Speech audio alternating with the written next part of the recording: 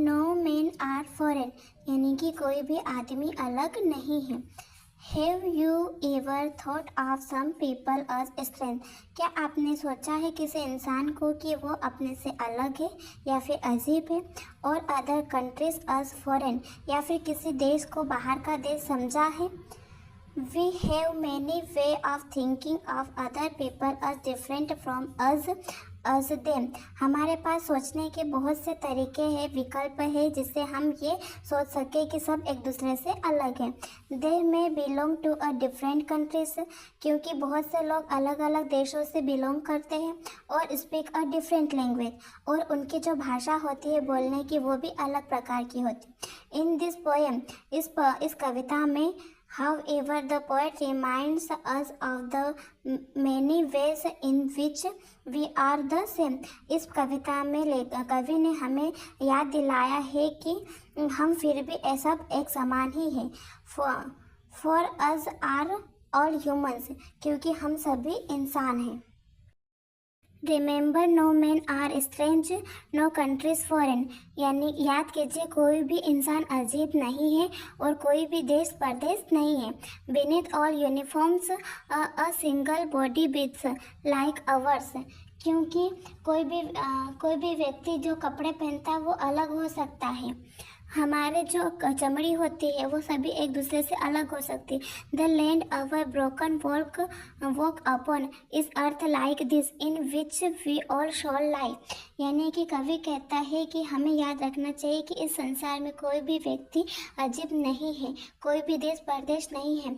हमारे कपड़े भले ही अलग हो सकते हैं, हमारी चमड़ी अलग अलग रंगों की हो सकती है, पर हमारी जो आत्मा है, हमारा शरीर है, वो सभी का एक समान है।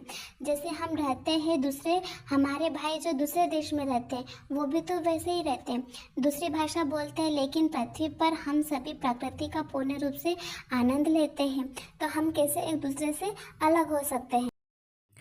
They too aware of sun and air and water are fed by a peaceful harvest by a years-long winter starved.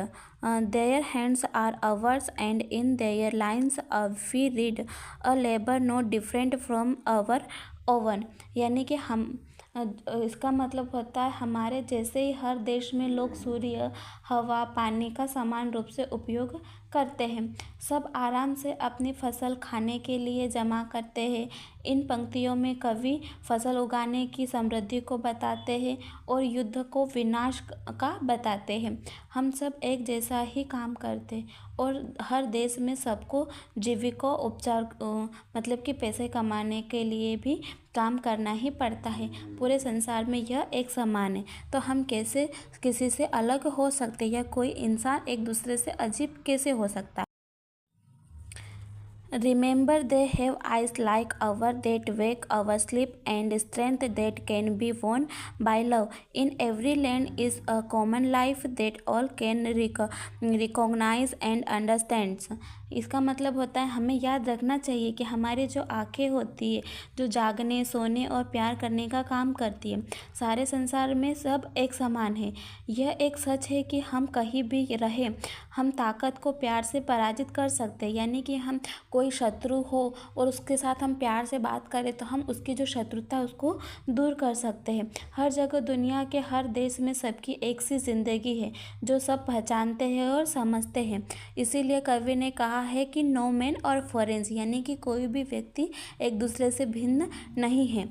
Let us remember whenever we are told to hate our brothers, it is our sleeves that we shall dispossess bitterly condemn. Remember we who take arms against each other, यानी कि कवि कहते हैं कवि हमें ये बताता है कि हमें कभी नहीं भूलना चाहिए कि हम एक दूसरे से घृणा करते हैं, यानी कि एक दूसरे से नफरत करते हैं। इसका अर्थ क्या होता है, हम स्वयं से खुद से ही घृणा करते हैं। याद रखो कि यदि हम एक दूसरे के प्रति हथियार उठाते हैं, लड़ाई करते हैं, इसका मतलब क्या हुआ कि हमें अधिकार है, अधिकार मुक्त कर दिया जाएगा, धोखा मिलेगा, हर जगह हमारी निंदा होगी। It is the human earth that we defile, our hells of fire and dust outrage the innocence of air that is everywhere our own. Remember, no men are a foreign and no country strange. यानी कि आखिर में कवि कहना चाहते हैं कि जो लोग अपने कार्यों से धरती को प्रदूषित करते, जैसे कि कचरा कूड़ा करना, बिना वजह पेड़ों को काटना, बहुत सारे आधुनिक उपकरणों की वजह से भी हमारी पृथ्वी को नुकसान हो रहा है, पर्यावरण को नुकसान हो रहा है। तो कवि कहना चाहता है कि हम जो इस धरती को प्रदूषित करते हैं, हम अपने गुस्से से बहुत ही हिंसा से दुनिया की पवित्रता को नष्ट कर देते। यानी कि किसी व्यक्ति ने किसी को कुछ कहा, कुछ भी एक दो शब्द बोल दिया और हमने उसके प्रति बहुत ही अधिक आक्रामक रूप ले लिया, तो हम इस धरती की भगवान की बनाई हुई सुंदरता को नष्ट कर रहे हैं, हम पर्यावरण खराब कर रहे हैं। हमें यह बात ध्यान में रखनी चाहिए कि सारा ब्रह्मांड ईश्वर की ही रचना है और हम सब एक हैं।